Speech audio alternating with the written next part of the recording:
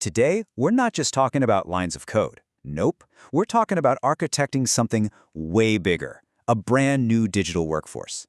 This is really about designing the teams of the future. So let's just dive right in. So just start with this idea for a second. What if AI wasn't just another app you use, but an actual teammate? An autonomous coworker that can reason and plan and actually get stuff done all on its own. It might sound like science fiction, but this is the reality that businesses are building as we speak. So what exactly is this new kind of teammate? We're talking about AI agents. And let me be clear, these are not just glorified chatbots, not even close. These are sophisticated systems that are designed to perceive what's going on around them, reason through really complex goals, and then actually pick up tools to get things done. It's like a system that can both make a decision and then act on it.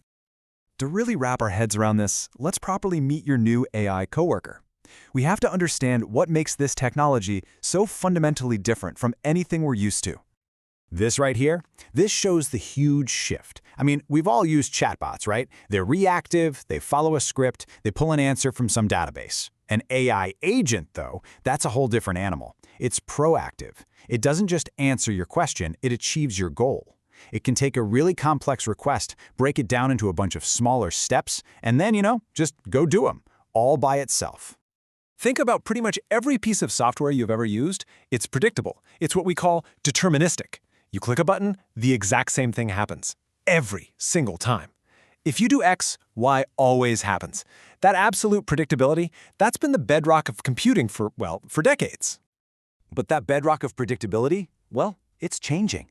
And just like hiring any powerful new employee, you have to think about the risks. I mean, what happens when your new coworker has the potential to go rogue? And this is the absolute heart of the challenge. AI agents are probabilistic, not deterministic.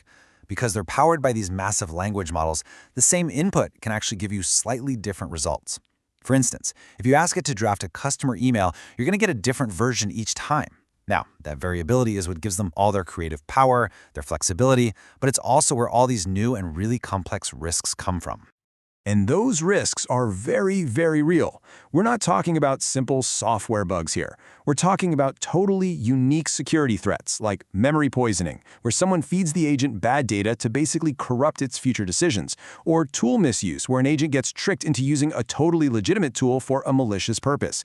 This is a completely new class of security challenge we're facing. So, okay. Faced with those risks, how on earth do you manage this powerful, kind of unpredictable new employee? You can't just let it run wild in your systems, right? You need a playbook, a structured, official playbook for bringing on and managing your entire digital workforce. And this is it. It's called the Agent Development Lifecycle, or ADLC. Honestly, the best way to think about this is like the official HR program for your AI. It's the training, the onboarding, and the continuous performance management for every single AI agent you hire. It's a framework built from the ground up to make sure they're safe, reliable, and always aligned with what the business needs to get done. At first glance, the ADLC probably looks pretty familiar.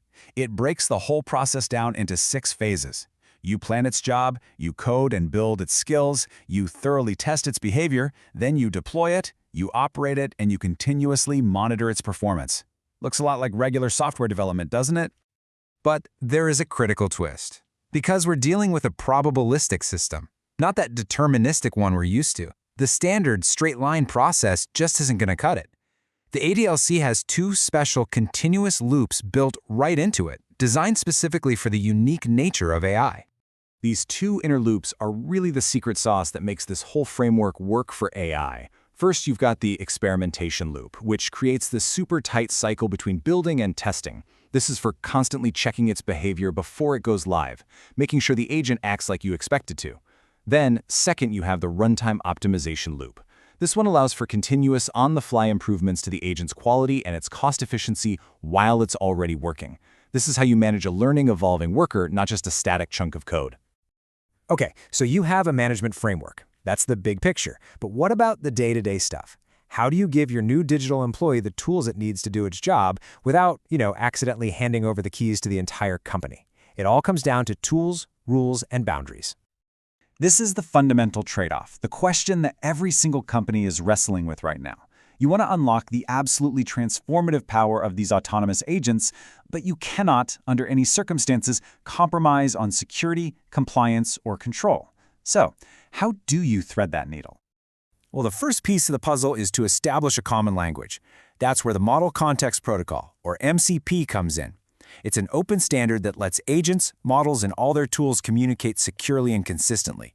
So instead of 1,000 fragile, custom-built integrations, everybody's speaking the same secure language. This is really the foundation for having control at scale. The MCP Gateway is the central checkpoint where that common language is enforced. The best analogy is to think of it like a secure tool shed for your digital workforce. An agent can't just wander over and grab any tool at once. Nope. It has to go through the gateway, which checks its ID, verifies its permissions for the specific task it's on, and only then does it hand over the exact tools it's authorized to use. It's a single, audible choke point for all your security and policy. And beyond that gateway, you enforce these really strict rules of the office using a technique called sandboxing. It's simple, really. First, you isolate the agent in its own secure private workspace so it can't just wander off. Then, like we just talked about, you limit its access to only the tools it absolutely needs for the job. And finally, you monitor every single action it takes. This defense-in-depth approach means that even if an agent does misbehave, the blast radius is kept incredibly small. So let's bring this all together now. We've got a management lifecycle for onboarding, we have secure tool access, and we've got clear boundaries for the day-to-day work. Now we can see how this digital workforce is actually being put to the test in some very high-stakes, real-world industries. And here's a really crucial strategic insight from the front lines. The biggest wins, the highest ROI, it's not coming from trying to completely replace human workers. It's coming from deploying agents that enhance and augment what people are already doing, making human teams faster, more consistent, and just way more effective. And the challenges these agents are tackling are immense. I mean, in healthcare, it's about automating patient scheduling and follow-ups while guaranteeing ironclad HIPAA compliance. In finance, it means having a perfect, auditable record for every single autonomous decision to meet those tough regulatory demands. And for a global telecom company, it means managing hundreds of different agent variations for customer service and making sure every one of them performs with at least 95% accuracy.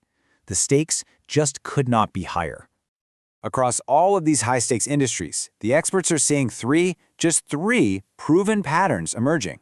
These are the sweet spots where agents are delivering consistent, reliable value right now. First, in customer support. Second, in really document-heavy processes like compliance or contract analysis. And third, in augmenting knowledge work like research and synthesizing data. Ultimately, it all boils down to striking this one critical balance. The goal for every single enterprise is to use this new digital workforce to unlock incredible speed and innovation, but to do it without ever sacrificing the trust, the compliance, and the control that are the absolute bedrock of their business. Which, of course, leaves us with one final critical question. The technology is here. This digital workforce, it's being assembled, piece by piece, agent by agent. The real question is, as we build it, are we truly ready to manage it?